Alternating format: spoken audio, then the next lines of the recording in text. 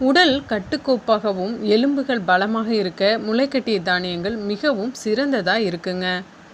இந்த முளைக்கட்டிய தானியங்களை தினந்தோறும் ஒருவேளை எடுத்துக்கொள்ளும் போது நம் உடல் எடையை குறைக்கவும் பெருமளவில் பயன்படுகிறது. முளைக்கட்டிய பச்சை பயிறு வாயுவை குறைக்கும் தன்மை கொண்டதாக அமைகிறதுங்க. பச்சை பயிறு, வெந்தயம், கருப்பு கொண்டக்கடலை, வேர்க்கடலை, கருப்பு உளுந்து, கொள்ளு போன்ற தானியங்களை வீட்டிலேயே முளைக்க செய்து சாப்பிடுவதால் மிகப்பெரிய சக்தி நமக்கு கிடைக்கிறதுங்க. தானியங்களை நன்றாக கழுவி குறைந்தது 8 மணி நேரமாவது ஊற வைக்க வேண்டும்.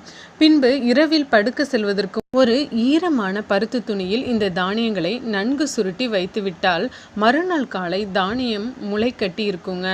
இவை மிக குறைவான விலையில் மிகப்பெரிய அளவில் நமக்கு சக்தியை அளிக்கிறதுங்க.